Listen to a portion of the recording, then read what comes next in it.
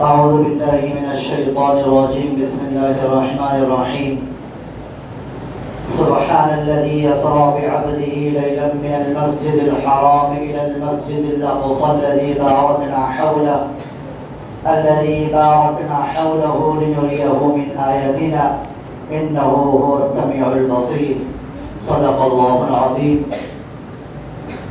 اللهم صل على محمد وعلى آل محمد وبارك وسلم. اللهم صل على محمد وعلى آل محمد وبارك وسلم. اللهم صل على محمد وعلى آل محمد وبارك وسلم. معزز حاضرین محترم، عزیزان گرامی، میں نے خطبے کے اندر 15ویں پارے کی ایک آیت پڑھی ہے. اس آیت کے اندر اللہ تعالیٰ نے اس واقعے کو بیان کیا ہے جس واقعے کی نسبت سے ہم اور آپ یہاں پر جمع ہوئے ہیں. ہم اور آپ یہاں پر جمع ہوئے ہیں اس وجہ سے کہ یہ رجب المرجب کی 27ویں شب ہے جس کو شب معراج کے نام سے جانا جاتا ہے. معراج کس کو کہتے ہیں اور معراج کیوں ہوئی اور معراج کے اندر نبی کریم صلی اللہ علیہ وسلم کو کیا کیا تحفے اللہ نے پیش کیے، یہ 3 چیزیں اگر ہم سمجھ لیں گے تو ہمارا مقصد یہاں بیٹھنے کا پورا ہو جائے گا. ہم سنتے رہتے ہیں کہ معراج ہوئی معراج ہوئی معراج ہوئی، لیکن معراج کے ہونے کا پس منظر یعنی اللہ نے نبی کریم صلی اللہ علیہ وسلم کو معراج کیوں کرائی، اس کی وجہ ہمیں پہلے سمجھنی ہے. اس کی وجہ سمجھنے سے پہلے ایک بات یہ ذہن میں کر لیں کہ اللہ تعالیٰ نے حضرت آدم علیہ السلام سے لے کر نبی کریم صلی اللہ علیہ وسلم تک جتنے بھی انبیاء دنیا میں بھیجے، اور جب انہوں نے اپنے زمانے کے لوگوں کو دین کی دعوت دی اور ان کو اللہ کی طرف بلایا، تو ہر نبی کو ان کے زمانے کے لوگوں نے بہت تکلیفیں پہنچائی. بہت سارے واقعات احادیث کے اندر، قرآن کریم کے اندر اور جو ہے کتابوں کے اندر محفوظ ہیں، جس کے اندر یہ بتلایا گیا ہے کہ کس کس نبی کو اور کن کن لوگوں نے کن کن نبیوں کو کتنا پریشان کیا اور ان کو کتنی تکلیفیں دی. چنانچہ چھوٹی سی مثال حضرت نوح علیہ السلام کی لے لیجئے. اللہ تعالیٰ نے ان کو 950 سال کی عمر دی اور 40 سال کی عمر میں اللہ نے ان کو نبی بنایا. اس کے بعد سے لے کر مرتے دم تک یعنی 910 سال تک انہوں نے جو ہے لوگوں کو دین کی دعوت دی. لیکن ان کے زمانے کی قوم اتنی خطرناک تھی اور اتنی بدگمان تھی اور وہ لوگ شیطان کے اتنے جو ہے ماننے والے تھے کہ 900 سال محنت کرنے کے بعد 80 اور 85 سے زیادہ لوگ اسلام لے کر نہیں ہیں. 900 سال تک انہوں نے جو ہے اپنے قوم کو دین کی دعوت دی. لیکن بعض کتابوں کے مطابق 80 اور بعض تاریخ کے مطابق 82 یا 83 لوگ اسلام لے کر آئے. اس کے علاوہ پوری کی پوری قوم میں سے کوئی ایمان لے کر نہیں آیا. اور جب بھی حضرت نوح علیہ السلام راستے سے گزرتے تو لوگ ان کو دیکھ کر جو ہے اپنے کانوں میں ایسا انگلیاں ٹھوس لیتے تھے. کیوں؟ تاکہ جو ہے لوگ کوئی بات کرے تو ہمارے کانوں میں اس کی آواز نہ پہنچے. کپڑا ہوتا تھا، کپڑوں کو اپنے کانوں پہ اس طرح سے لگا لیتے تھے. نوح علیہ السلام گزرتے تھے تو ان کو دیکھ کر مذاق اڑاتے تھے. غرض ہے کہ ہر زمانے میں ہر نبی کو پریشان کیا گیا. اور ہمارے آپ کے پیارے آقا تاجدار مدینہ محمد صلی اللہ علیہ وسلم جس دنیا کے اندر تشریف لائے تو اس وقت جو دنیا کا ماحول تھا اور جو اس وقت دنیا کی کیفیت تھی وہ سب سے خطرناک کیفیت تھی. جتنے بھی انبیاء کو اللہ نے بھیجا، ہر اس زمانے میں اللہ نے انبیاء کو بھیجا جب لوگ جو ہے دین کے راستے سے ہٹ گئے. لیکن کسی بھی نبی کے پیدا ہونے کے وقت اتنا خطرناک زمانہ نہیں تھا جتنا خطرناک زمانہ نبی کریم صلی اللہ علیہ وسلم کی پیدائش کے وقت. اس کی وجہ بھی ہے اس میں کہ اللہ کی ایک حکمت ہے. وہ حکمت یہ ہے کہ چونکہ اللہ کے نبی صلی اللہ علیہ وسلم اللہ تعالیٰ کو تمام انبیاء میں سب سے زیادہ محبوب ہے. پوری دنیا کے انسانوں میں حضرت آدم علیہ السلام سے لے کر قیامت تک کی جتنے بھی انسان ہیں، تمام انسانوں میں سب سے زیادہ محبوب اللہ تعالیٰ کو انبیاء ہیں، اور تمام انبیاء میں حضرت آدم علیہ السلام سے لے کر نبی کریم صلی اللہ علیہ وسلم تک تمام انبیاء میں سب سے زیادہ محبوب نبی کریم صلی اللہ علیہ وسلم کی ذات ہے۔ اور اللہ تعالیٰ کا ایک قاعدہ ہے، اللہ کا ایک قانون ہے کہ اللہ جس آدمی سے جتنی زیادہ محبت کرتے ہیں، اللہ تعالیٰ اس آدمی پہ حالات اتنی ہی زیادہ لاتے ہیں۔ یہ اللہ کا ایک اصول ہے۔ انبیاء اللہ کی سب سے مقدس جماعت، اللہ سب سے زیادہ انبیاء سے محبت کرتے ہیں، اور دنیا میں سب سے زیادہ انبیاء کو پریشان کیا گیا۔ اللہ کے نبی صلی اللہ علیہ وسلم تمام انبیاء میں سب سے زیادہ افضل، اللہ کے نبی صلی اللہ علیہ وسلم کو تمام انبیاء میں سب سے زیادہ پریشان کیا۔ تو اللہ کا ایک قانون ہے کہ جو بندہ اللہ کو بھا جاتا ہے اور جو بندہ اللہ کو پسند آ جاتا ہے، اللہ تعالیٰ اس بندے پر آزمائش لے کر آتے ہیں، اللہ تعالیٰ اس بندے کے اوپر مصیبتوں کو نازل کرتے ہیں، اللہ تعالیٰ اس بندے کو آزماتے ہیں، جگہ جگہ صبر کا امتحان لیتے ہیں۔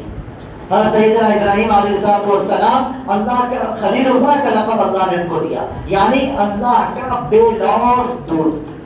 خلیل کہتے ہیں ایسا دوست جس کو کوئی غرض نہ ہو اپنے دوستی میں، کوئی غرض نہ ہو، بغیر کسی غرض کے بے لوث محبت کرنے والا، دوستی کرنے والے کو خلیل کہتے ہیں۔ یہ دوستی کی سب سے اعلیٰ کوالٹی ہے، سب سے بڑا درجہ ہے۔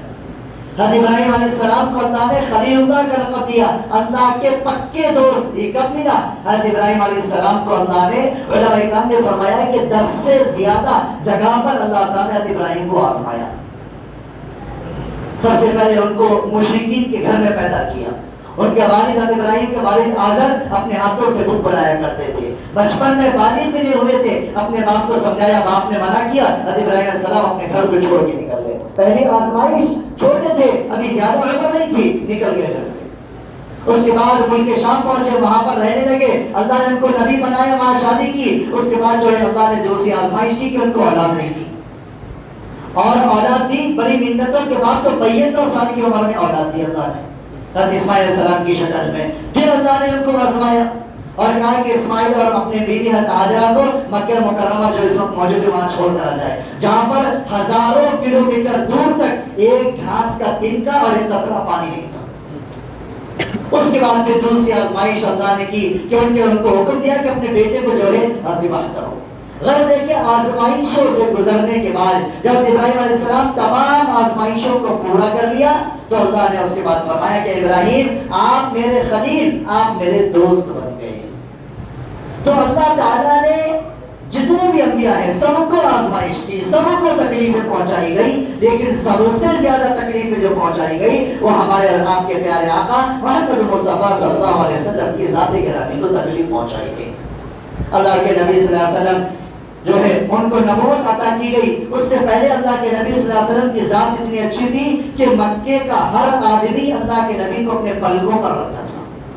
اتنے شریف، اتنے نیک، اتنے صالح، اتنے سچے امانت دار، اتنے شرمیلے کہ مکے کے لوگ اپنے اولاد کو بولتے تھے کہ دیکھو اگر بننا ہے تو محمد کی طرح بن کر بتاؤ۔ اپنی اولاد کو نصیحت کرتے تھے مکے کے لوگ کہ دیکھو اگر بننا ہے، نوجوان رہنا ہے، زندگی گزارنا ہے، محمد کی طرح اور کتنا سچا پکا پاکیزہ بچہ ہے۔ لیکن جب اللہ کے نبی صلی اللہ علیہ وسلم کے اوپر اللہ نے اس دین کو اتارا، قرآن کو اتارا، اور اللہ نے فرمایا وَأَنذِرْ عَشِيرَتَكَ الْأَقْرَبِينَ، اے نبی صلی اللہ علیہ وسلم ہم نے آپ کو نبی بنا دیا ہے، اب آپ جائیے اور جا کر اپنے قریبی رشتہ داروں کو جمع کر کے دین کی دعوت دیجیے۔ اللہ کے نبی صلی اللہ علیہ وسلم نے ایک پہاڑی کے پاس جو ہے کھڑے ہو گئے، پہاڑی کے اوپر کھڑے ہو گئے، اور اس کے بعد پورے مکے کے لوگوں کو آواز دے کے بلایا اور کہا کہ مکے کے لوگوں کیا تمہیں میری بات کا یقین ہے؟ مکے کے لوگوں نے کہا کہ عبداللہ کے بیٹے ہم تم سے زیادہ سچا کسی کو نہیں مانتے، جو کچھ بات کہتے ہو بالکل برحق کہتے ہو۔ اللہ کے نبی صلی اللہ علیہ وسلم نے فرمایا کہ دیکھو اگر میں تم سے یہ کہوں کہ اس پہاڑی کے پیچھے دشمن کا لشکر کھڑا ہوا ہے جو تمہارے اوپر حملہ کرنے والا ہے، کیا تم میری بات کا یقین کرو گے؟ مکے کے تمام لوگوں نے کہا کہ محمد تم سچے ہو، ہم تمہاری بات کا یقین کریں گے۔ اللہ کے نبی صلی اللہ علیہ وسلم نے پھر دین کی دعوت دیتے ہوئے فرمایا کہ اے لوگوں خبردار، جہنم تمہارے پاس کھڑی ہوئی ہے، شیطان تمہارے پیچھے لگا ہوا ہے جس نے تم کو غیر اللہ کی عبادت پر مجبور کیا ہے، لہٰذا میں ایک اللہ کی عبادت کو لے کر آیا ہوں، ایک اللہ کے پیغام کو لے کر آیا ہوں، لا الہ الا اللہ محمد الرسول اللہ کے پیغام لے کر آیا ہوں، تم میرے اس پیغام کو قبول کر لو، اللہ تعالیٰ تمہارے اوپر سے عذاب کو، جہنم کو دور کر دیں گے۔ جب اللہ کے نبی نے یہ دین کی دعوت اپنے زبان سے نکالی تو سب سے پہلے اللہ کے نبی کی مخالفت کرنے والا اللہ کے نبی کا چچا ابو لہب تھا۔ اس نے کھڑے ہو کر کہا الہذا جمعتنا، کیا اسی وجہ سے تم نے ہم کو جمع کیا تھا؟ یہ بیکار کی باتیں ہم کو سنانے کے لیے تم نے جمع کیا تھا؟ سب سے پہلے اللہ کے نبی کی مخالفت کی اور پورے مجمع سے اللہ کے نبی کا بائیکاٹ کر کے چلا گیا۔ وہ پہلا دن تھا جب اللہ کے نبی صلی اللہ علیہ وسلم کی آزمائش شروع ہوئی۔ سب سے پہلے اللہ کے نبی کے چچا سے اللہ نے آزمایا، گھر سے اللہ نے آزمایا اللہ کے نبی، گھر کے لوگ اللہ کے نبی کے دشمن بن گئے، ابو جہل، ابو لہب، اور اس کے بعد عتبہ، شیبہ، ولید بن مغیرہ، حضرت حمزہ جو اللہ کے نبی صلی اللہ علیہ وسلم کے مخالف تھے، بعد میں اسلام لے کر آئے اللہ کے نبی کے چچا، حضرت ابن عباس، ابو سفیان، یہ سب کے سب جو تھے یہ سب اللہ کے نبی کے رشتہ دار، یہ سب کے سب اللہ کے نبی صلی اللہ علیہ وسلم کے دشمن، یہ سب اور پورا کا پورا مکہ جو کل تک اللہ کے نبی کو اپنے پلکوں پر اٹھایا کرتا تھا، وہ پورا کا پورا مکہ جو کل تک اپنے بچوں کو کہتا تھا کہ محمد کی طرح بنو، محمد کی طرح سچے رہو، محمد کی طرح پاکیزہ رہو، آج وہ پورا کا پورا مکہ محمد کی جان کا اور محمد صلی اللہ علیہ وسلم کے خون کا پیاسا بن گیا۔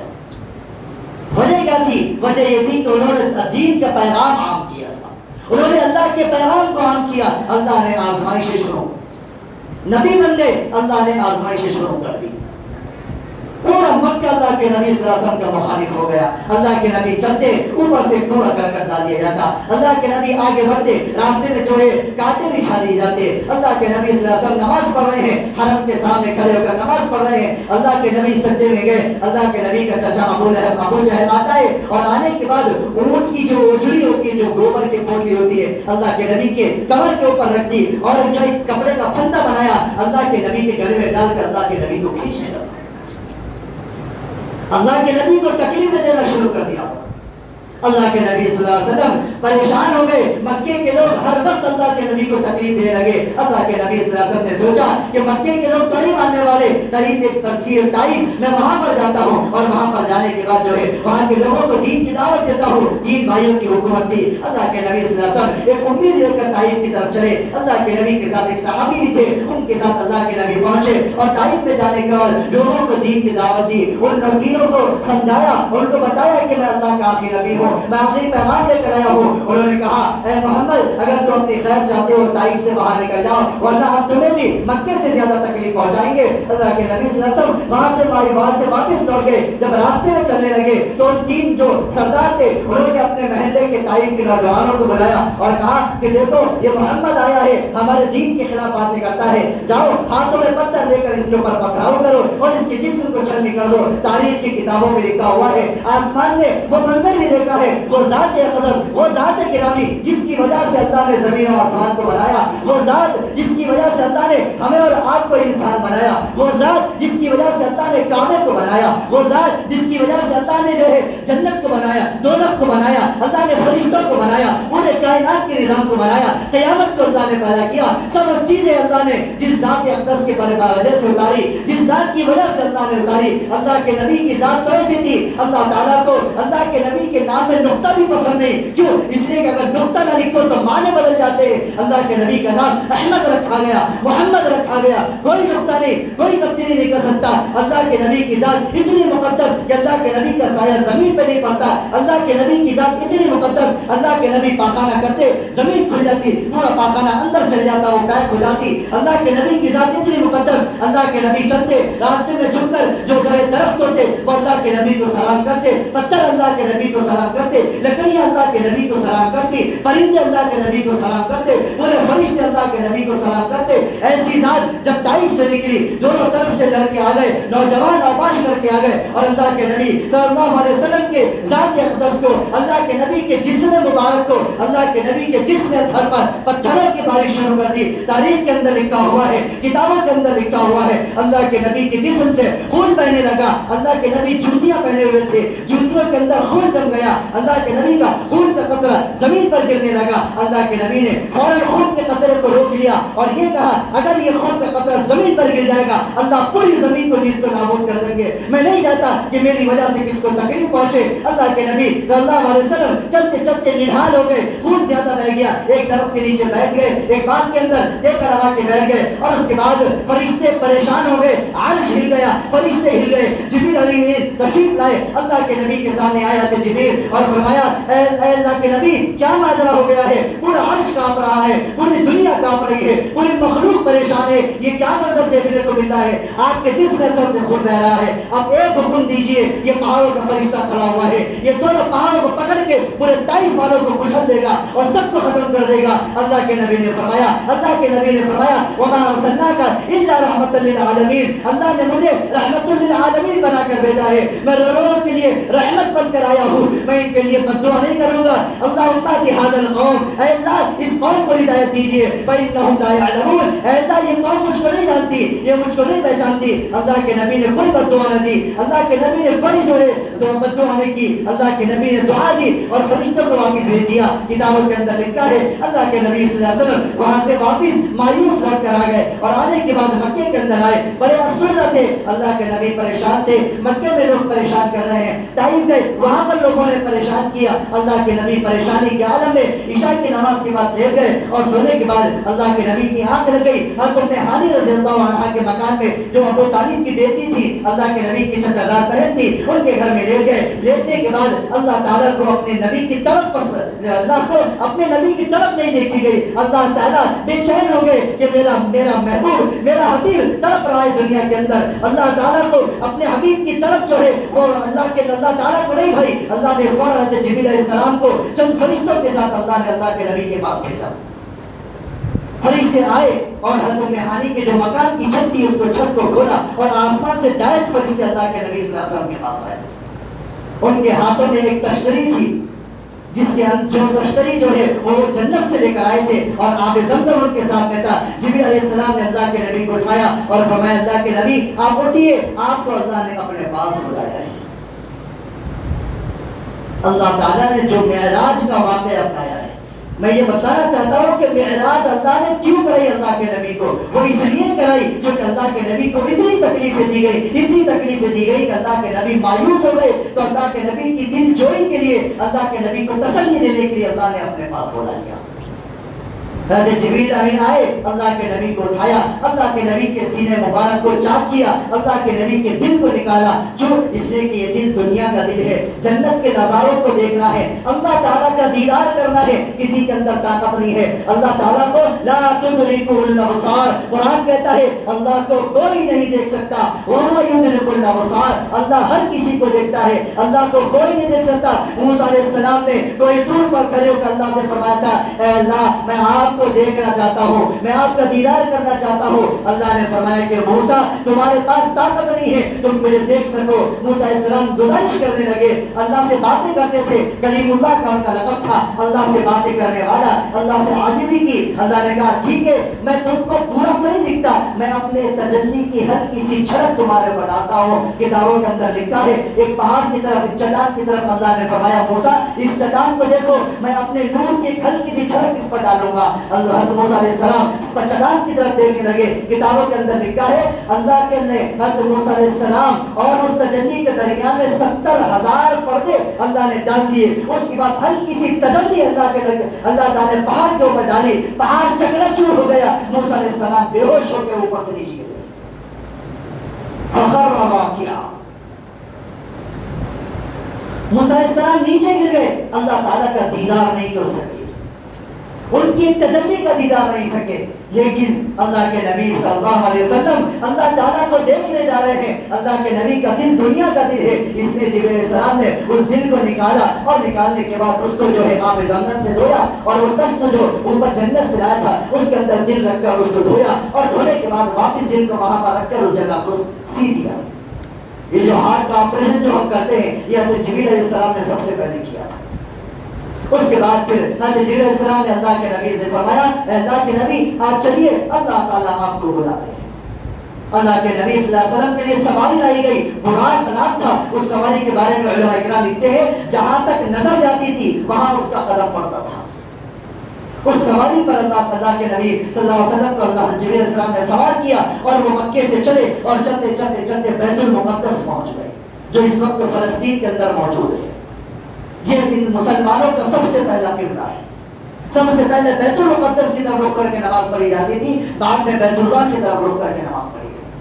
اللہ کے نبی صلی اللہ علیہ وسلم وہاں پر پہنچے، پہنچنے کے بعد قبۃ الصخرہ کے برابر میں ایک چٹان ہے، اس چٹان کے کنارے پر اللہ تعالیٰ جبرائیل علیہ السلام نے اللہ کے نبی کے جو سواری تھی براق، اس کے جو ہے نکیل کو وہاں پر باندھا۔ اللہ کے نبی سے فرمایا کہ اللہ کے نبی اندر جائیے۔ وہاں جا کر دیکھا تو آدم علیہ السلام سے لے کر حضرت عیسیٰ علیہ السلام تک کم و بیش 1,24,000 انبیاء کرام موجود ہیں۔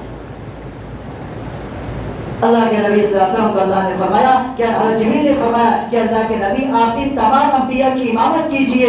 اللہ کے نبی صلی اللہ علیہ وسلم نے ان کی امامت کی، ان کو نماز پڑھائی، اللہ تعالیٰ نے ان کو امام الانبیاء کا لقب دے دیا۔ تمام انبیاء کے امام اللہ کے نبی صلی اللہ علیہ وسلم کو بنایا۔ اللہ کے نبی صلی اللہ علیہ وسلم تمام انبیاء کے امام ہیں، اللہ کے نبی کی امت تمام امتیوں کی امام ہے۔ یہ ہمارا مقام اور مرتبہ ہے کہ اللہ نے ہمیں اس نبی کی امت میں پیدا کیا۔ جس نبی نے تمام انبیاء کی امامت کی، اللہ نے اس نبی کی امت نے ہمیں آپ کو پیدا کیا ہے۔ اللہ کے نبی صلی اللہ علیہ وسلم نے نیت باندھی، نماز پڑھائی۔ علماء کرام فرماتے ہیں کہ یہ تحیۃ المسجد کی نماز تھی۔ مسجد میں جب داخل ہوتے تو 2 رکعت نماز پڑھی جاتی ہے۔ علماء کرام فرماتے ہیں کہ تحیۃ المسجد کی نماز تھی۔ 2 رکعت نماز پڑھانے کے بعد اللہ کے نبی صلی اللہ علیہ وسلم کے سامنے حضرت جبرائیل علیہ السلام نے ایک کٹورے کے اندر پانی اور ایک کٹورے کے اندر دودھ کو پیش کیا۔ اللہ کے نبی صلی اللہ علیہ وسلم نے دودھ کو پسند کیا۔ حضرت جبرائیل علیہ السلام نے فرمایا، اے اللہ کے نبی آپ نے علم کو پسند کیا ہے، آپ کی امت کو اللہ تعالیٰ اتنا علم دیں گے جتنا علم کسی امت کو نہیں ملا۔ اللہ کے نبی صلی اللہ علیہ وسلم نے وہاں پر امامت کرائی، اور اس کے بعد جبرائیل علیہ السلام نے اللہ کے نبی صلی اللہ علیہ وسلم نے تمام انبیاء کو رخصت کیا۔ جبرائیل علیہ السلام فرماتے ہیں، اے اللہ کے نبی اب آپ براق پر سوار ہو جائیے، اب تک آپ زمین پر تھے، اب اللہ تعالیٰ آپ کو آسمانوں کی طرف اٹھائیں گے۔ اسی چیز کو اللہ تعالیٰ نے قرآن کریم کے اندر فرمایا، سبحان الذی اسری بعبدہ لیلا، اللہ کی ذات پاک ہے جس نے اپنے بندے کو، جو اپنے بندے کو راتوں رات لے کر چلا، من المسجد الحرام الى المسجد الاقصی، کہاں سے کہاں تک؟ مسجد الحرام بیت اللہ سے لے کر مسجد اقصی تک لے کر گئے۔ الذی بارکنا حولہ، مسجد اقصی کیسی ہے؟ اللہ فرماتے ہیں یہ وہ جگہ ہے جس کو اللہ تعالیٰ نے سب سے بابرکت زمین بنایا تھا۔ پھر اللہ کے نبی صلی اللہ علیہ وسلم کو وہاں سے معراج شروع ہوتی ہے۔ اللہ کے نبی صلی اللہ علیہ وسلم کو وہاں سے حضرت جبرائیل علیہ السلام اوپر کی طرف لے جاتے ہیں، اور سب سے پہلے آسمان پر پہنچتے ہیں۔ پہنچنے کے بعد دروازہ کھٹکھٹاتے ہیں، اللہ کے نبی صلی اللہ علیہ وسلم آ رہے ہیں۔ جبرائیل علیہ السلام جو تمام فرشتوں کے سردار وہ آ رہے ہیں۔ اللہ کے نبی صلی اللہ علیہ وسلم جو تمام اماموں کے سردار، تمام انبیاء کے سردار وہ تشریف لا رہے ہیں۔ حضرت جبرائیل علیہ السلام نے کھٹکا کیا، جو دربار تھا فرشتہ اس نے پوچھا کون؟ انہوں نے فرمایا کہ میں جبرائیل ہوں۔ فرمایا اور کون ہے تمہارے ساتھ؟ انہوں نے فرمایا کہ اللہ کے نبی صلی اللہ علیہ وسلم کی ذات ہے۔ علماء کرام فرماتے ہیں اس کے اندر بھی اللہ نے ایک سبق دیا ہے۔ وہ سبق یہ دیا ہے جب کسی کے گھر پہ جاؤ، چاہے وہ اپنا ہی کیوں نہ ہو، سب سے پہلے اس کے دروازے پر کھٹکھٹاؤ۔ آپ جب کسی کے گھر پہ جائیں، چاہے آپ اس گھر کے بڑے ہی کیوں نہ ہو، اس کے باوجود سب سے پہلے دروازہ کھٹکھٹاؤ، اجازت لو، پھر اس کے بعد اندر داخل ہو۔ اور جب کوئی پوچھے تو کون، تو یہ جواب میں یہ کہوں گا فلاں ہوں، یہ مت کہو کہ میں ہوں، نام لو اپنا، میں جبرائیل ہوں، میں فلاں ہوں، میں عابد ہوں، نام لو۔ اگر آپ کہیں گے کون، میں نے کہوں گا میں، آپ پوچھیں گے کون میں؟ اللہ نے یہ پیغام دیا اس کے اندر۔ اللہ کے نبی صلی اللہ علیہ وسلم نے بتایا کہ جب کسی کے گھر پہ جاؤ تو پہلے دروازہ کھٹکھٹاؤ۔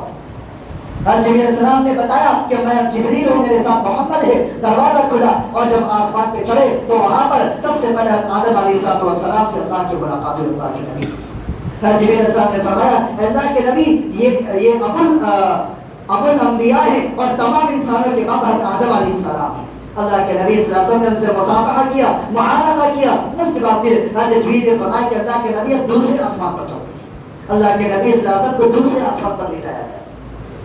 دروازہ کھٹکھٹایا، پوچھا کون؟ حضرت جبریل نے فرمایا کہ میں جبریل ہوں. اور کون ہے؟ فرمایا کہ میرے ساتھ محمد صلی اللہ علیہ وسلم. سب کو معلوم تھا جبریل اور محمد آنے والے ہیں، لیکن یہ کہہ کر اللہ یہ بتلانا چاہتے ہیں، یہ معاشرت بتلانا چاہتے ہیں جب کسی کے گھر پہ جاؤ بھلے ہی تمہارے آنے کی خبر ہو اس کے باوجود بھی کھٹکا کر کے اندر جاؤ. ہمارا حال یہ ہوتا ہے ہم گھر میں گھستے ہیں دروازہ کھول کے اندر داخل ہو جاتے ہیں.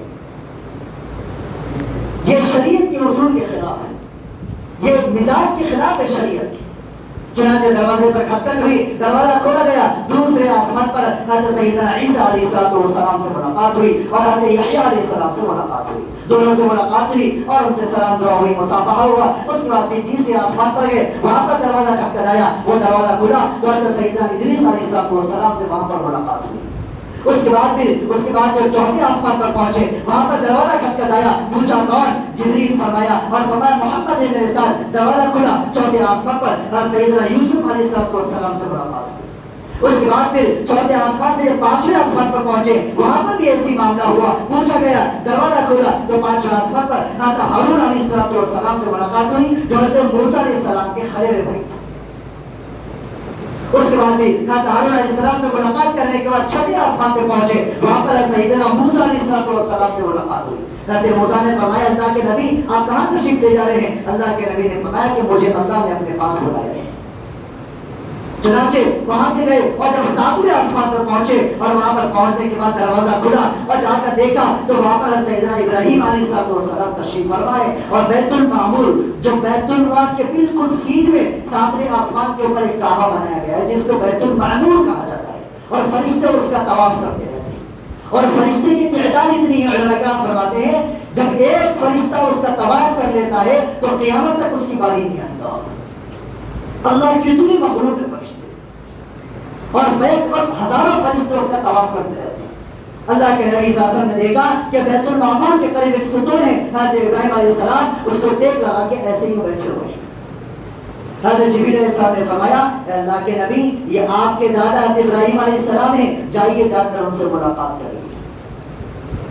حضرت ابراہیم علیہ السلام کے دو بیٹے تھے، حضرت اسحاق علیہ السلام، حضرت اسماعیل علیہ السلام. اللہ کے نبی کو دادا کیوں کہا حضرت ابراہیم کو اس کی وجہ بتاتا ہوں. حضرت ابراہیم کے دو بیٹے حضرت اسحاق علیہ السلام، حضرت اسماعیل علیہ السلام. حضرت ابراہیم کے بعد جتنے بھی انبیاء آئے وہ سب حضرت اسحاق علیہ السلام کی اولاد میں آئے، جتنے بھی انبیاء حضرت عیسیٰ علیہ السلام تک. اور حضرت محمد صلی اللہ علیہ وسلم کو جو اللہ نے نبی بنائے وہ حضرت اسماعیل کی اولاد میں بنایا. حضرت اسماعیل علیہ السلام کی اولاد میں بس ایک ہی نبی ہے اللہ کے نبی صلی اللہ علیہ وسلم. تو حضرت اسماعیل حضرت ابراہیم کے بیٹے اور حضرت اسماعیل کے بیٹے نبی ہونے کے اعتبار سے نبی کریم صلی اللہ علیہ وسلم تو وہ حضرت ابراہیم علیہ السلام کے پوتے ہو گئے اس اعتبار سے.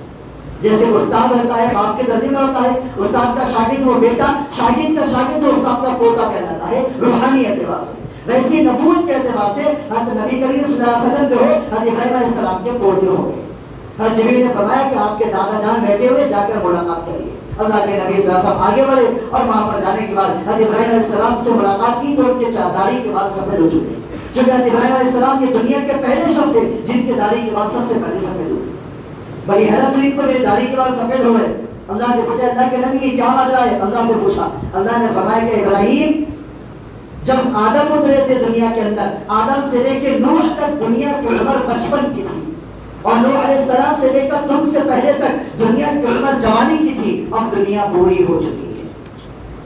حضرت ابراہیم علیہ السلام کے زمانے میں دنیا بوڑھی ہو چکی ہے اور ان کے گزرنے کے ہزاروں سال کے بعد اللہ کے نبی آئے اور اللہ کے نبی کو گزر کے 1,500 سال ہو چکے ہیں. تو اندازہ لگائیے کہ دنیا قیامت کے کتنے قریب آ گئی. حضرت ابراہیم علیہ السلام سے ملاقات ہوئی. اس کے بعد پھر حضرت جبریل علیہ السلام نے فرمایا اللہ کے نبی صلی اللہ علیہ وسلم اب آپ اوپر چلیے، اللہ تعالیٰ آپ کو اور اوپر بلاتے ہیں. ساتوں آسمان سے اوپر ایک مقام ہے جس کو سدرۃ المنتہا کہا جاتا ہے. منتہا کے معنی آتے ہیں اینڈ، آخری، اس کے آگے کچھ نہیں. وہاں پر پہنچے، وہاں پر پہنچنے کے بعد حضرت جبریل علیہ السلام نے اللہ کے نبی سے فرمایا اے اللہ کے نبی آپ کی میری سفر، آپ کا میرا دوستانہ ختم اور یہاں سے آپ تنہا جائیں گے، اس لیے کہ یہ وہ مقام ہے سدرۃ المنتہا کہ اس سے اوپر آج تک مخلوق میں کوئی نہیں آیا. کوئی فرشتہ بھی اس سے اوپر نہیں گیا، صرف اللہ کی ذات ہے اس کے اوپر۔ اللہ کے نبی صلی اللہ علیہ وسلم حضرت جبریل امین کو وہیں پر چھوڑ دیا۔ جبریل امین نے فرمایا اگر میں ایک مچھر کے پر کے برابر بھی اگر میں یہاں سے اوپر اڑ گیا، اللہ کے جلال سے میں جل کر راکھ ہو جاؤں گا۔ ایسا جلال اللہ کا پھیلا ہوا ہے پورا۔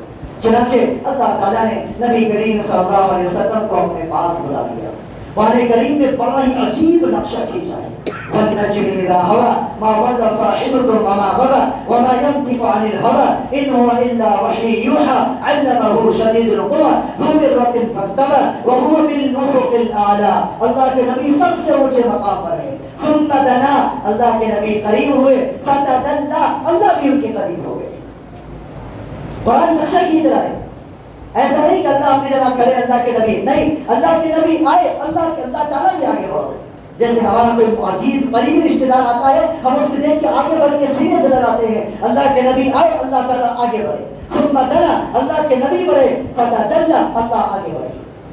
فَكَانَ قَابَ قَوْسَيْنِ أَوْ أَدْنَىٰ، آگے قرآن کہتا ہے اللہ اور اللہ کی ذات اور نبی کریم صلی اللہ علیہ وسلم اتنے قریب ہو گئے جتنے قریب تین کے جو کمان کے جو کنارے ہوتے ہیں اتنے، بلکہ اس سے بھی زیادہ قریب ہو گئے دونوں، بالکل آمنے سامنے۔ اللہ کے نبی صلی اللہ علیہ وسلم نے اپنی ان آنکھوں سے اللہ تعالیٰ کا دیدار کر لیا۔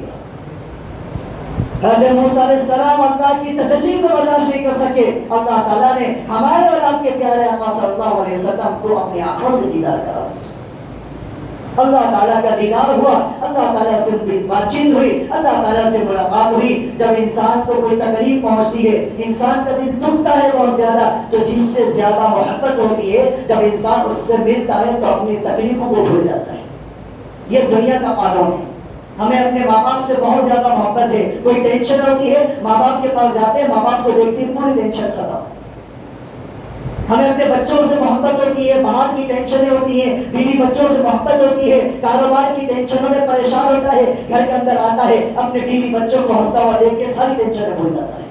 تو آدمی کو جس سے محبت ہوتی ہے اس کو دیکھ کر اس کے غم بھول جاتا ہے۔ اللہ کے نبی صلی اللہ علیہ وسلم نے اللہ کو دیکھا تو جو تاریخ کے جو غم تھے، مکے کے غم تھے، تمام غم وہ بھول گئے، بالکل صاف اللہ کے نبی صلی اللہ علیہ وسلم کا دل ہو گیا۔ اللہ تعالیٰ سے ملاقات ہوئی، اللہ تعالیٰ نے نبی کریم صلی اللہ علیہ وسلم کو بہت سارے تحفے دیے، جس میں سب سے بڑا تحفہ جو اللہ نے معراج کے اندر دیا ہے وہ تحفہ نماز کا تحفہ تھا۔ دو چیزیں ہم نے آپ کو بیان کر دی، ایک تو معراج کا واقعہ کیوں پیش آیا، اور دوسرا معراج کا واقعہ آپ کے سامنے آ گیا۔ اب معراج کے اندر اللہ نے کیا دیا اس کو سن لیجیے۔ عموماً ہمارے ذہن میں یہ ہوتا ہے، ہم یہ سمجھتے ہیں کہ معراج کے اندر اللہ نے صرف نماز کا تحفہ دیا، ایسی بات نہیں ہے۔ اللہ نے معراج کے اندر اللہ کے نبی صلی اللہ علیہ وسلم کو نماز کے علاوہ اور بھی بہت سارے احکامات دیے، لیکن چونکہ نماز سب سے بڑا حکم تھا، سب سے مقدس چیز تھی، اس لیے وہ یاد ہے۔ مثال، اس کی ایک مثال سمجھیے، کسی آدمی کے پاس یا ہمارے پاس کسی آدمی کی 1,02,000 روپے قرض، ہم نے اس کو جو ہے 1,02,000 روپے دے دیے، اور کیا بولتے ہیں اپنے دوست کو، ارے اس کے 1,00,000 روپے تھے، میں اس کو 1,00,000 روپے دے دیا۔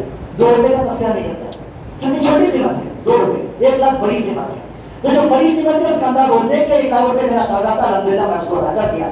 1,02,000 روپے جو اس کا تھے اس کا ہم تذکرہ نہیں کرتے، چونکہ وہ چھوٹی سی رقم ہے۔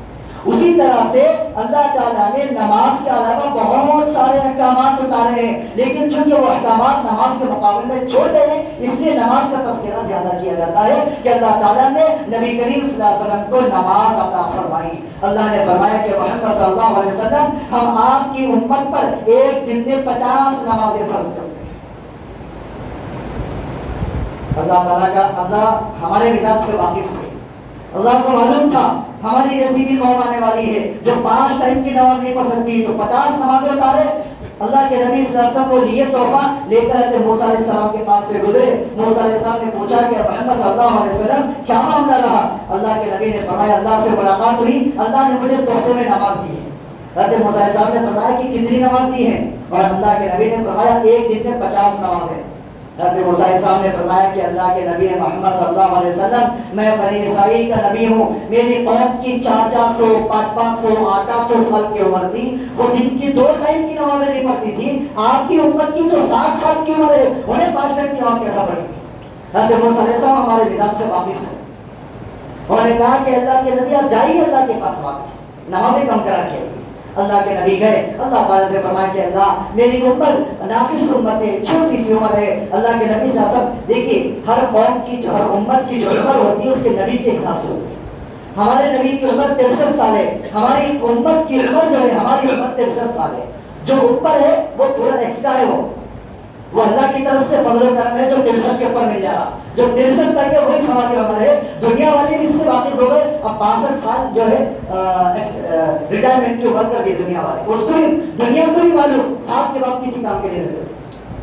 تو اللہ کے نبی صلی اللہ علیہ وسلم نے اللہ سے فرمایا کہ چھوٹی سی میری امت کی عمر ہے، دن رات چھوٹے ہیں، آپ جو ہے نماز کو کم کر دیجئے۔ اللہ نے 5 نمازیں کم کی، 45 رکھی۔ حضرت موسیٰ علیہ السلام کے پاس آئے، موسیٰ علیہ السلام نے فرمایا کہ اللہ کے نبی ابھی بھی نہیں، ابھی بھی جائیے، آپ ابھی بھی جائیے اور کم کریے۔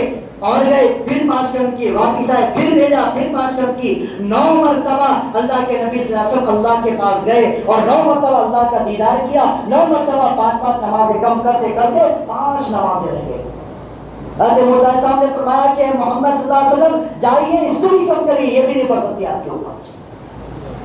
بالکل صحیح کہا تھا، آج ہم 5 ٹائم کی نماز نہیں پڑھ سکتے۔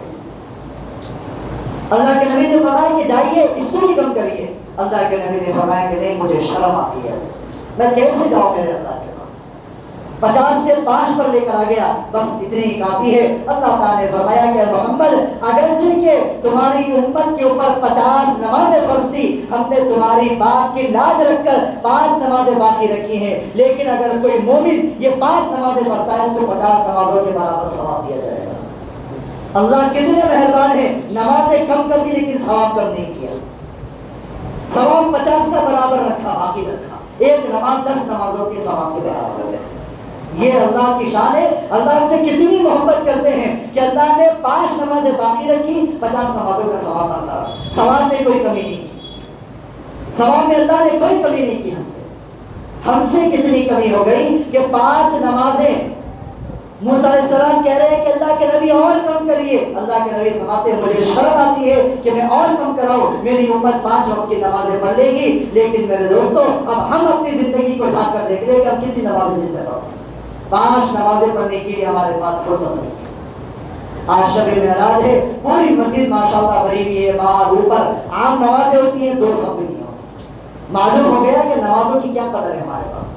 ہمارے پاس نمازیں صرف تاکراتوں کی اور رمضان کی ہیں بس، یا بہت ہوا جمعہ میں آ گئے، تاکراتوں میں مسجدیں فل، رمضان میں مسجدیں فل، جمعہ کے دن مسجدیں فل، اور جیسے رمضان ختم، تاکرات ختم، جمعہ ختم، مسجدیں پوری ختم۔ ظہر میں 100 لوگ رہیں گے اور جمعہ کے دن عصر میں 10 لوگ بھی نہیں رہتے ہمارے پاس۔ کتنی افسوس کی بات ہے کہ 5 نمازیں ہم سے ادا نہیں ہو سکتی۔ موسیٰ علیہ السلام نے جب ہی کہہ دیا کہ اللہ کے نبی سے کہ آپ کی امت 5 نمازیں نہیں پڑھ سکتی۔ میری امت کی 400 سال کی عمر 5 نماز 2 نماز نہیں پڑھتی، حضرت موسیٰ علیہ السلام کی امت پر 2 نمازیں فرض تھیں۔ تو جب 400 سال کی عمر میں 2 نمازیں نہیں پڑھ سکتے ہیں تو 63 سال کی عمر میں 5 نمازیں کیسے پڑھیں گے؟ لیکن اللہ تعالیٰ نے اللہ کے نبی صلی اللہ علیہ وسلم کو اپنے پاس بلایا اور پاس میں بلا کر وہ انعام دیا، وہ تحفہ نماز کا اللہ نے دیا۔ اس سے معلوم ہوتا ہے کہ نماز کتنی بڑی چیز ہے، نماز کتنی بڑی عبادت ہے۔ اللہ نے حج کو زمین پر اتارا، روزے کو زمین پر فرض کیا، زکات کو زمین پر فرض کیا، تمام احکامات زمین پر اتارے، اور جب نماز دینے کی باری آئی تو اللہ نے اپنے سامنے بلا کر نماز دی۔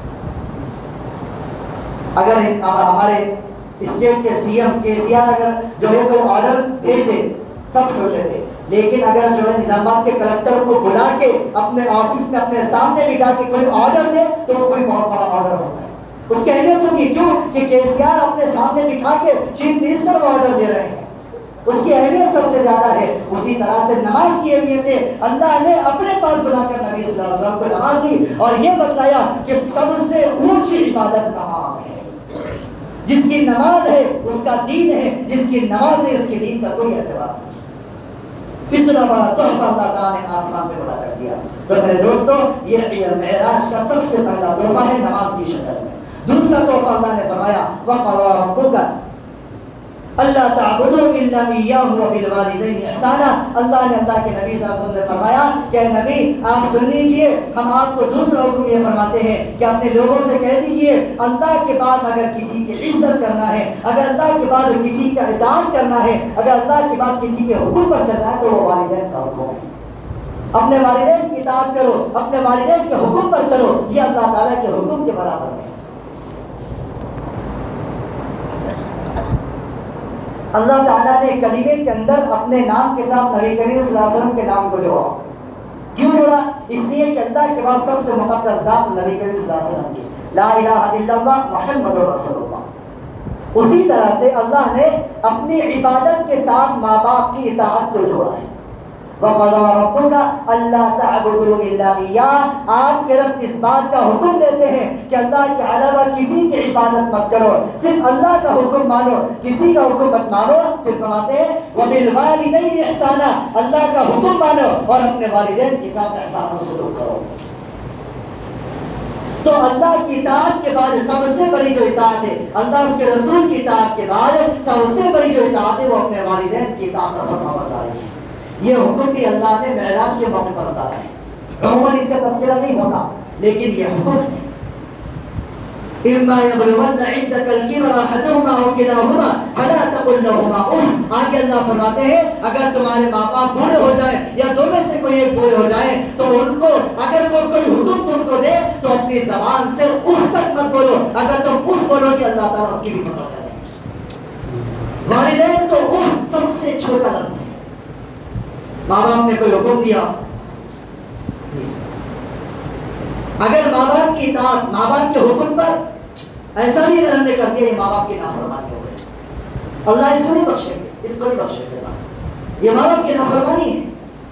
آج ہمارے نوجوانوں کا اور آج ہمارا حال یہ ہے کہ اپنے ماں باپ کی اطاعت سے تو بہت دور جا چکے ہیں.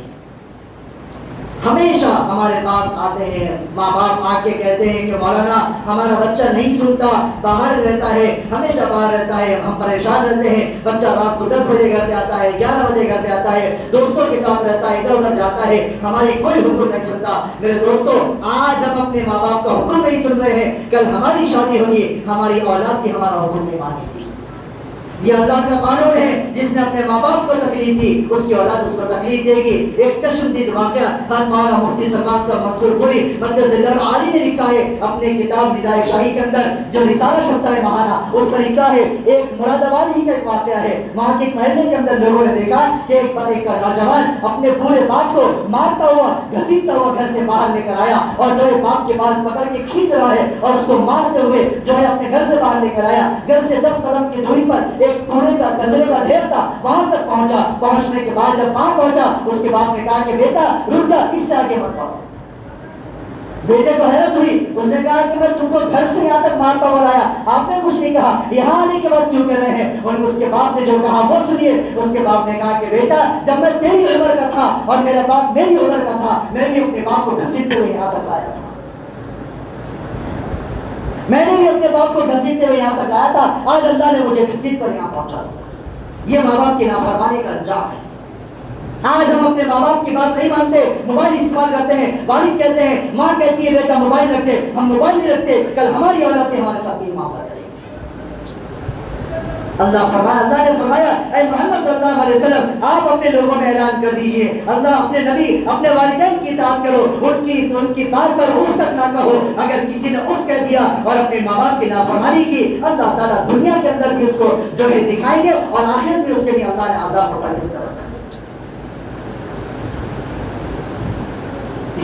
پھر آگے اللہ تعالیٰ نے ایک اور حکم یہ فرمایا کہ اللہ کے نبی صلی اللہ علیہ وسلم نے فرمایا اپنے لوگوں سے کہہ دیجئے، اپنے امتیوں سے کہہ دیجئے کہ غریبوں پر اور مسکینوں پر اور محتاجوں پر اپنے مال کو خرچ کرو، لیکن مال کو خرچ کرنے میں اسراف مت کرو. وَلَا تُسْرِفُوا، اسراف مت کرو. إِنَّهُ لَا يُحِبُّ الْمُسْرِفِينَ، بلا شبہ اللہ تعالیٰ مال کو بے جا خرچ کرنے والے کو اللہ پسند نہیں کرتے.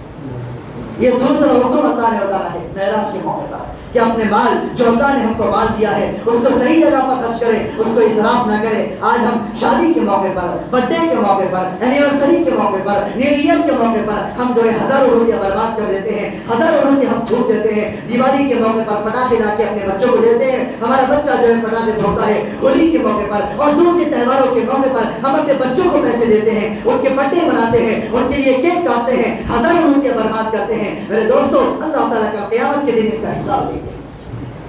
ہم اپنی اولاد کو خوش کرنے کے لیے کام کریں گے، کل کے دن یہی اولاد ہم کو جو ہے دھکے دے کر باہر نکالے گی۔ کیوں؟ اس لیے کہ ہم نے اپنی اولاد پر بیجا مال کو خرچ کیا، اسراف کیا ہے۔ اللہ نے فرمایا اسراف کرنے والے، اللہ کے نبی نے فرمایا اسراف کرنے والے شیطانوں کے بھائی ہوتے ہیں۔ ان المبذرین کانوا اخوان الشیاطین، اللہ فرماتے ہیں بیجا اسراف کرنے والے شیطان کے دوست اور اس کے بھائی ہیں۔ پھر آگے اللہ تعالیٰ نے چوتھا حکم فرمایا وَلَا تَقْتُلُوا النَّفْسَ الَّتِي حَرَّمَ اللَّهُ إِلَّا بِالْحَقِّ، اور پھر اللہ نے پانچواں حکم فرمایا وَلَا تَقْتُلُوا أَوْلَادَكُمْ خَشْيَةَ إِمْلَاقٍ، اے لوگوں اپنے غربت کی وجہ سے اپنی اولاد کو قتل مت کرو۔ اس کا مطلب کیا ہے؟ علماء اکرام نے اس کا مطلب یہ لکھا ہے اگر اپنی غربت کی وجہ سے کوئی شخص اس بات کو ہی نہ سوچے کہ میں شادی اس لیے نہیں کروں گا یا میں اپنی اولاد کو اس لیے نہیں بڑھاؤں گا کہ میں غریب ہوں، اللہ فرماتے ہیں ایسا نہیں ہے۔ دنیا میں پیدا ہونے والے کا رزق اللہ کے پاس ہے، آپ کے پاس نہیں۔ آج کل ماحول بن گیا، ایک مزاج بن گیا ہے کہ جب تک جو ہے 10-15 لاکھ روپے ہمارے پاس جمع نہیں ہوتے ہم شادی نہیں کرتے۔ ماں باپ بولتے 10 لاکھ روپے جمع ہوتے بیٹا، ذرا 4 سال عرب میں لگا کیا، ذرا دبئی کو کما کیا۔ اللہ تعالیٰ فرماتے ہیں وَأَنكِحُوا الْأَيَامَ مِنكُمْ وَالصَّالِحِينَ مِنْ عِبَادِكُمْ وَإِمَائِكُمْ إِن يَكُونُوا فُقَرَاءَ يُغْنِهِمُ اللَّهُ مِنْ فَضْلِهِ، اللہ فرماتے ہیں کہ شادی کرو اگر یہ غریب ہے يُغْنِهِمُ اللَّهُ مِنْ فَضْلِهِ، اللہ نکاح کی برکت سے ان کو مالدار بنا دیں گے۔ جس عورت کو ہم نکاح کر کے اپنے گھر پہ لا رہے ہیں وہ عورت اپنے حصے کا رزق لے کر خود آ رہی ہے، ہمارے پاس اس کے رزق کی ذمہ داری نہیں ہے، وہ اللہ اس کے حساب دے کر آتا ہے۔ ہم نے اپنی آنکھوں سے دیکھا ہے، غربت میں شادی کی، کوئی پیسہ نہیں تھا، شادی کر دی، بیوی آئی اللہ نے اس کی برکت سے نوکری دلا دی، بیٹا ہوا اللہ نے تنخواہ بڑھا دی۔ ہم اپنی آنکھوں سے ہم نے دیکھا ہے چیزوں۔ تو اللہ تعالیٰ فرماتے ہیں غربت کے ڈر سے اپنی اولاد کو قتل مت کرو۔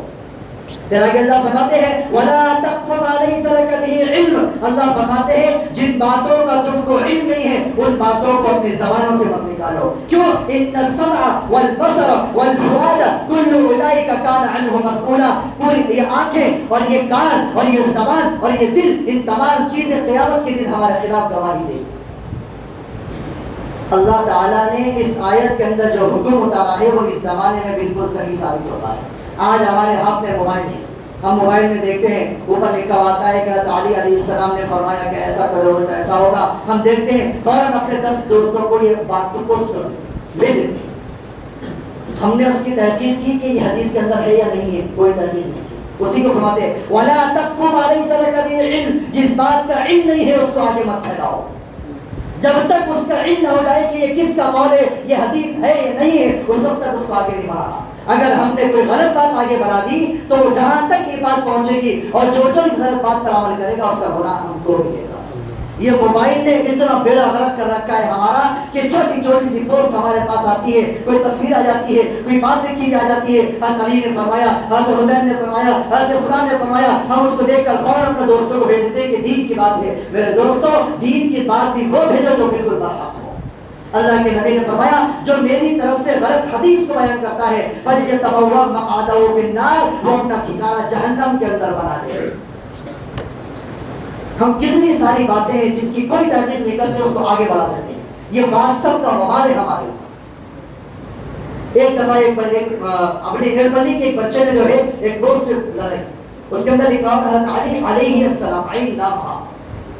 میں نے ان سے کہا کہ میاں علیہ السلام نبی کو کہا جاتا ہے، حضرت علی نبی نہیں، حضرت علی صحابہ ہے، صحابی ہے، صحابی کو رضی اللہ عنہ کہتے ہیں، ان کو نبی شیعوں نے بنائے، حضرت علی کو شیعہ کہتے ہیں کہ اصل میں اللہ تعالیٰ یہ دین حضرت علی کے اوپر اتارنے والے تھے، جبریل علیہ السلام دھوکے سے محمد کے پاس پہنچ گئے، نعوذ باللہ۔ تو یہ لوگ حضرت علی کو نبی مانتے ہیں، اگر ہم نے ان کی بات کو پہنچا دیا تو گویا ہم بھی اس بات کو مانتے ہیں کہ حضرت علی نبی ہے، اور یہ ایمان سے نکلنے کی علامت ہے۔ ہم ایمان سے خارج ہو گئے حضرت علی کو نبی ماننے کی وجہ سے۔ یہ چھوٹی چھوٹی باتیں جو بھی دین کی بات، جو بھی آپ کے پاس حدیث یا بات پہنچے، پہلے علماء سے اس کی تحقیق کر لیں کہ یہ بات سچی ہے یا نہیں ہے۔ ایک صاحب میرے پاس آیا کہ حضرت کی حدیث لکھی ہوئی آئی ہے، فلاں بخاری کی حدیث ہے، میں نے کتاب کھول کے دیکھی، وہاں پر وہ حدیث ہی نہیں ہے۔ بھائی ہم تو عالم ہیں، ہم بخاری کھول کے دیکھ لیں گے، جن کو نہیں معلوم ان کو بولتے ہیں بخاری کی حدیث ہے، ہم تو کہہ رہے ہیں بخاری کی حدیث ہے، نہ ہم کو بخاری کا پتا نہ حدیث کا پتا، لیکن جو عالم ہے اس کو پتا ہے یہ حدیث میں ہے یا نہیں ہے۔ اسی لیے جو بھی بات ہم کو پتا چلے، جو بھی بات ہمارے سامنے آئے، پہلے اس کی تحقیق کر لیں کہ یہ بات صحیح ہے یا نہیں ہے۔ اگر صحیح ہے، اچھی ہے، اس کو آگے بڑھائیں، ورنہ اس کو وہیں پر ڈیلیٹ کر دیں۔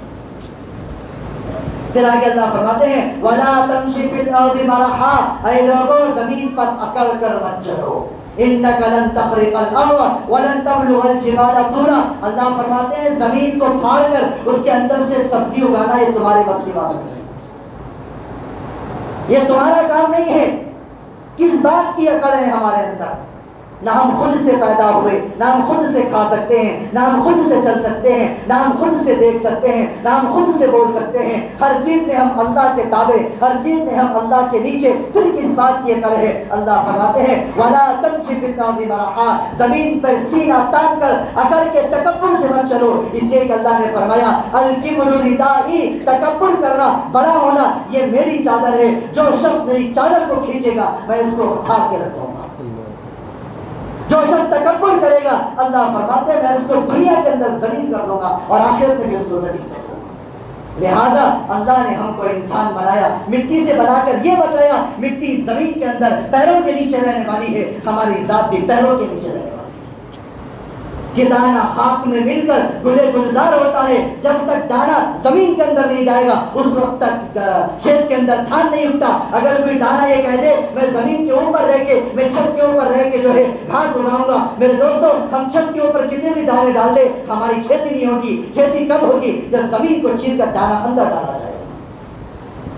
تو لہٰذا ہمیں اللہ تعالیٰ اس وقت بلند کرے گا جب ہم اپنے آپ کو نیچا کریں گے، اپنے آپ کو چھوٹا بنائیں گے، اپنے آپ کو چھوٹا بنا کر رکھیں گے۔ اللہ کے نبی صلی اللہ علیہ وسلم کے بارے میں آتا ہے، یہ آخری بات ہے، اس کے بعد میں اپنی بات کو ختم کرتا ہوں۔ اللہ کے نبی صلی اللہ علیہ وسلم کے بارے میں آتا ہے، اللہ کے نبی صلی اللہ علیہ وسلم صحابہ کرام کے درمیان میں ایسے بیٹھتے تھے کہ جب کوئی اجنبی آتا اس کو پتہ ہی نہیں چل جاتا کہ کون اللہ کے نبی ہے کون صحابی ہے۔ آگے پوچھتے تھے این محمد، محمد کہاں ہے؟ اللہ کے نبی فرماتے کہ میں محمد، اتنے برابر اللہ کے نبی جو، لیکن کوئی بڑائی کوئی تکبر نہیں کہ میں نبی ہوں، مجھے اونچا مقام ہونا چاہیے، مجھے یہ ہونا چاہیے۔ اللہ کے نبی صلی اللہ علیہ وسلم کو نہ تکبر پسند تھا اور نہ صحابہ کرام کو پسند تھا۔ اللہ نے اسی کو فرمایا وَلَا تَمْشِ فِي الْأَرْضِ مَرَحًا، اے لوگوں زمین کے اندر اکڑ کر مت چلو۔ یہ چند پیغامات تھے جو اللہ نے معراج کے موقع پر اللہ کے نبی صلی اللہ علیہ وسلم کے اوپر اتارے ہیں۔ اب ہم یہاں پر معراج کی بات کو سننے کے لیے آئے ہیں، ہم نے پوری بات سنی ہے، اب ہم اس بات کی نیت کریں، مسجد کے اندر بیٹھ کر اللہ کے سامنے اس مقدس رات میں اللہ سے وعدہ کریں کہ اللہ یہاں پر جو باتیں ہمارے سامنے بیان کی گئی ہیں، جن چیزوں سے اللہ نے ہم کو روکا ہے، ہم اس سے توبہ کرتے ہیں، جتنا ہوا اس سے توبہ مانگتے ہیں۔ اگر والدین کی نافرمانی کی ہے پیر پکڑ کے رو کے گڑ گڑا کے ان کے پیروں کو چوم کر معافی مانگ لے۔ ایسا نہ ہو اسی حالت میں اگر ہماری موت ہو جائے گی اللہ تعالیٰ سیدھا ہم کو جہنم کے اندر ڈال دیں گے۔ اگر والدین کی موت ہو گئی اس حالت میں کہ وہ ہم سے ناراض تھے،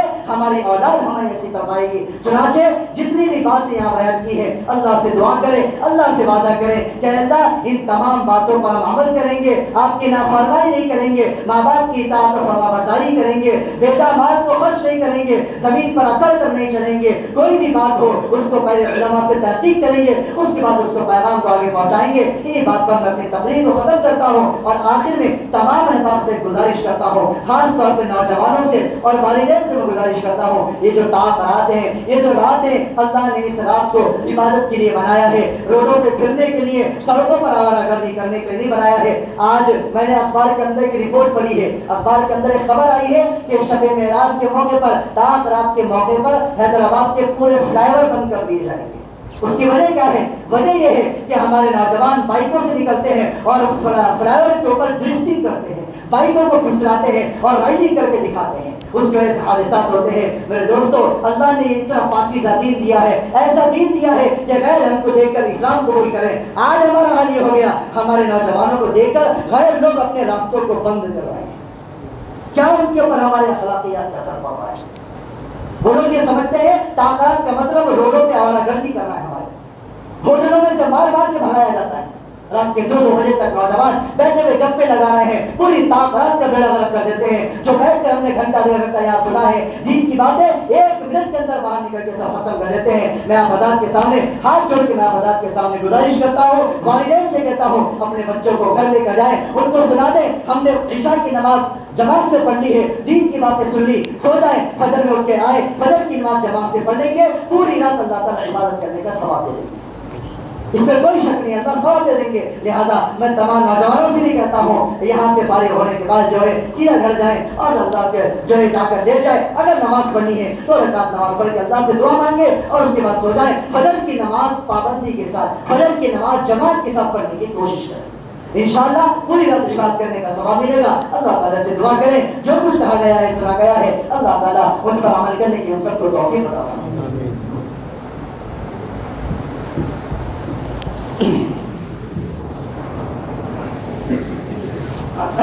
الحمد لله رب العالمين. اللهم صل على محمد وعلى آل محمد وبارك وسلم. ربنا آتنا في الدنيا حسنة وفي الآخرة حسنة وقنا عذاب النار. اے اللہ ہمارے گناہوں کو معاف فرما, اے اللہ رحم کا, کرم کا, عافیت کا معاملہ فرما, اے اللہ فضل کا, عافیت کا معاملہ فرما, اے اللہ غفاری کا, ستاری کا معاملہ فرما. اے اللہ ہم گناہ گار ہیں, سیاہ کار ہیں, اے اللہ ہم خطا کار ہیں, اے اللہ تیرے عاجز بندے ہیں, اے اللہ تیرے نالائق بندے ہیں, اے اللہ ہم تیرے نافرمان ہیں. اے اللہ ہماری عمر 30 سال 40 سال کی ہو گئی, اے اللہ ساری زندگی ہم نے آپ کی نافرمانی کی ہے, لیکن اے اللہ تو ارحم الراحمین ہے, اے اللہ تو رحم کرنے والی ذات ہے. اے اللہ ہم نے تیرے سامنے سر نہیں جھکایا, اے اللہ ہم نے نماز نہیں پڑھی, اے اللہ آپ نے ہم کو مردود نہیں کیا, اے اللہ شیطان نے سجدے کا انکار کیا, آپ نے اس کو مردود کر دیا. اے اللہ ہم کتنے سجدوں کا انکار کرتے ہیں, اے اللہ ہم کتنی نمازیں چھوڑتے ہیں, لیکن اے اللہ آپ نے ہم کو مردود نہیں کیا. اے اللہ آپ نے ہماری نگاہوں کو نہیں چھینا, اے اللہ ہم کانوں سے گانوں کو سنتے ہیں, اے اللہ آپ نے ہمارے کانوں کو خراب نہیں کیا. اے اللہ ہم اپنی زبان سے گالیاں دیتے ہیں, زبان سے جھوٹ بولتے ہیں, زبان سے غیبت کرتے ہیں. اے اللہ آپ کی رحمت ہے کہ آپ نے ہماری زبان نہیں چھینی. اے اللہ آپ بڑے ارحم الراحمین ہیں, اے اللہ آپ بڑے رحم کرنے والے ہیں. اے اللہ ہماری حالت پر رحم فرما, اے اللہ ہماری حالت پر رحم فرما. اے اللہ اس رات میں ہم نے سحر کوئی عاجزی کے ساتھ آپ کے سامنے ہاتھ پھیلائے ہوئے ہیں.